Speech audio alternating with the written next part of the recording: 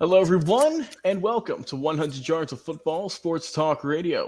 I'm going to be your host and producer, Logan Landers, and join me to talk about the NCAA Week 3 game preview between the Georgia Bulldogs and the South Carolina Gamecocks is my man, Mr. Football, Vincent Turner. How you doing today, sir? Hey, how you doing this evening, Mr. Logan Landers? I am doing tremendous, sir. Can't complain. Another week of football in the books. Here we are getting geared up for week 3. But before we get into our keys of the game and who we think will win, if you like the video today, please like, comment, share, and of course, subscribe so you don't miss a single episode we put out. Game previews, team previews, legends interviews. If you can think about anything and everything football related, you can find it on our channel at 100 Football Sports Talk Radio, Facebook, YouTube, and of course our podcast, thanks to the Believe Podcast Network. You can find episodes every single week. All right, let's get into it. An SEC battle here with Georgia and South Carolina. We'll talk about the Georgia Bulldogs first. Already off to a hot 2-0 start. Got the easy victory last week against Ball State. Final score in that one, 45-3. So far, Georgia's offense has been rolling against some teams who, honestly, their offense should be rolling against. Week 1, they beat UT Martin 48-7, and their defense has been looking solid. Only allowed 10 points in total throughout 2 ball games, looking like those teams of old. But let's dive into what Georgia can do and how they can get better in this week and how they can beat the South Carolina Gamecocks. So, look at the game last week against Ball State. Carson Beck had another solid showing 23-30 passing, 280-plus yards, 2 touchdowns, only 1 INT. Not too bad of a day. But their running game improved this past week. 28 carries, 99 yards. I still want to see a little bit more maybe running from them. They're a solid passing game. But for me, my philosophy is you got to just do the body blows, right? You got to run the ball, run up the gut, and make that defense tired. And that's when you keep going with the passing game. And Georgia's been doing a really good job with that. We'll see if they can continue in week 3. Of course, Roger Robertson, the second leading the way with that one. This past week, his 6 carries for 38 yards and a touchdown to help out. Kendall Milton did his thing. 7 carries, only 18 yards. Not the best day for him. But the receiving core for Georgia's been doing really well with Arian Smith, Oscar Delp, Ra Thomas, just to name a few, as well as Dominic Lovett, who they got as a transfer this past offseason. And, of course, the defense. I mean, Georgia's defense, we know for the past few seasons, has been very solid. But, Vincent, one key I think that South Carolina could take an advantage of, and something Georgia definitely has to work on, is they're getting pressure on the quarterback. Now, last week against Ball State, they didn't get a single sack on the quarterback.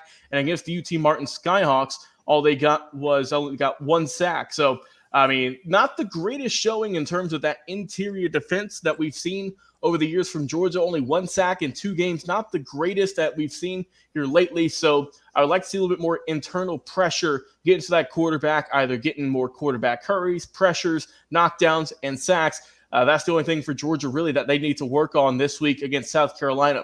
But beside that, just keep it rolling with your offense. It's been working great. I don't expect them to change the game plan a whole lot. And for the defense, like I said, secondary, linebacking core, they're still doing great out there. But I just need that inside defense, those big D linemen, to put in some work this week against the Gamecocks if the Bulldogs want to win.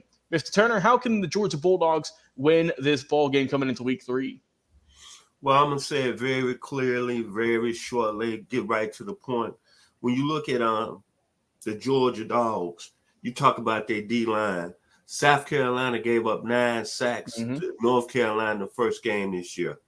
Then Furman had some success last week rushing South Carolina and Spencer Rattler. And then think about this. South Carolina has allowed in 2 games the most tackles for loss that leads the nation with 23.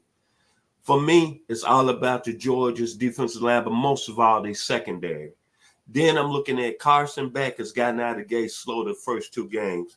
This is his coming out game right here. We're going to find out a lot about him playing on this Saturday. National game that's going to be televised live on CBS. He's got Lane McCartney coming back, who hasn't played this year, the top receiver from Georgia's receiving core last year.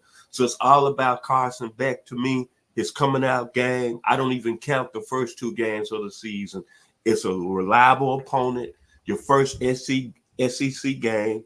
It's in the East Division. Those are the keys to me about Georgia. Your D-line, your secondary, and basically Carson Beck. Yes, sir. Let's move on over to the South Carolina Gamecocks. and see if they can pull off the inevitable and get the big upset win.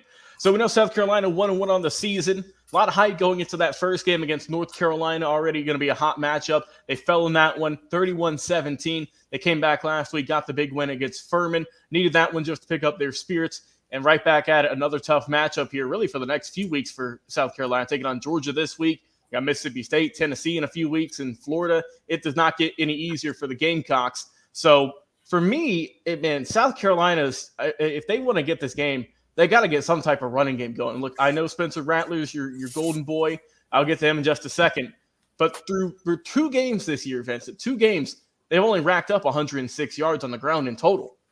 Their leading rushers, Takarian Joyner, 23 carries for only 65 yards. That's only a 2.8 average.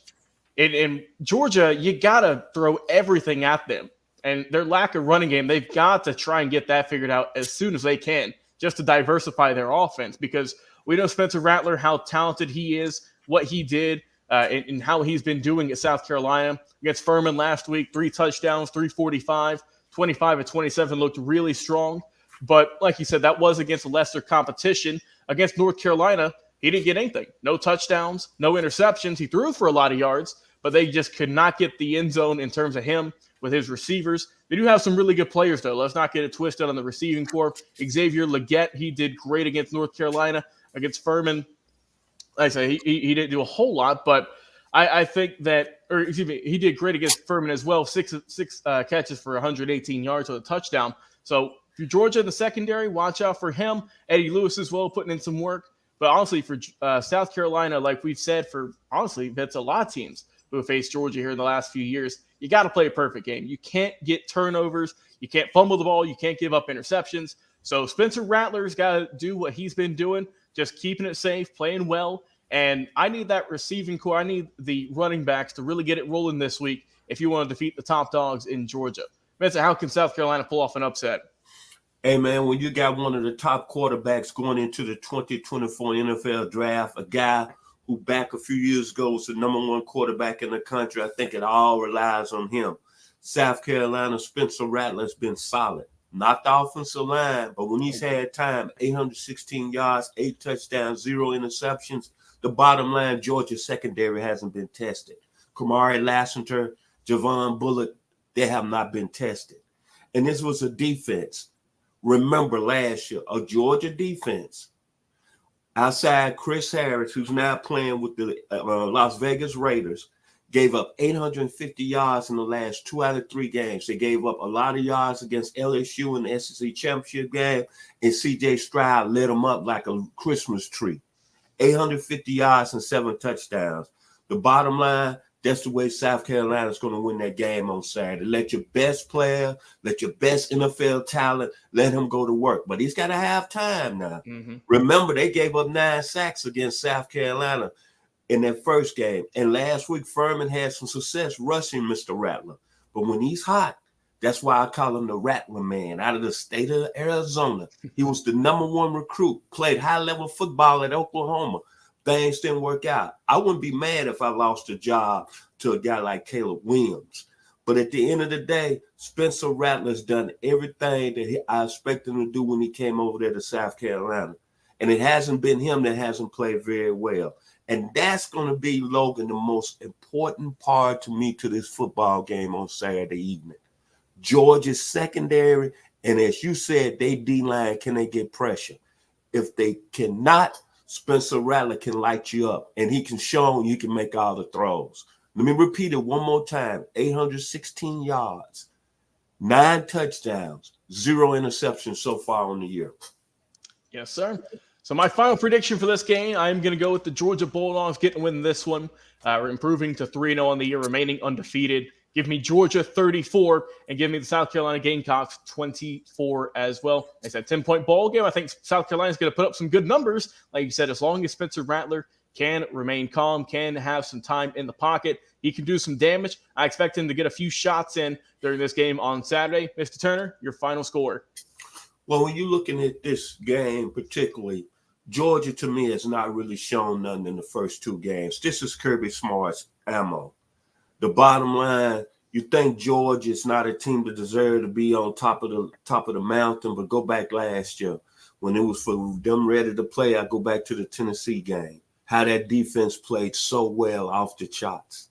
Then I go back to the SEC championship game. They gave up some yards against LSU, but it was the defense that did make plays in that game. Then you're looking at, where do we know where Carson Beck is at?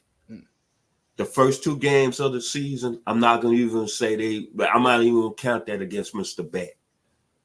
This is his coming out game. They said he was the best passer on the team. They said he had the best pro potential sitting up in the pocket. I think Kirby Smart and the Georgia Bulldogs are going to show us why they ranked number 1. Remember, on the college scene so far, nobody's talked about Georgia. Even though they're the number 1 ranked team in the country, we've been talking about that thing that's going out there in Boulder, Colorado, the LA of college football.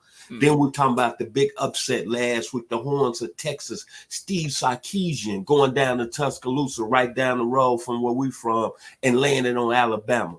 This is Georgia's chance right now to show the country we are the dogs. I'm saying the dogs are going to roll on Saturday, 45. I'm going to go with your point total for South Carolina, 24. All right. We'll see how it plays out this upcoming Saturday. As always, Mr. Football, Vincent Turner, it's a pleasure working with you, talking about these game previews. But we would hear from you, our fans. Who's going to win this ball game? Is Georgia going to keep rolling to a perfect 3-0 season so far? Or will South Carolina pull off the amazing upset?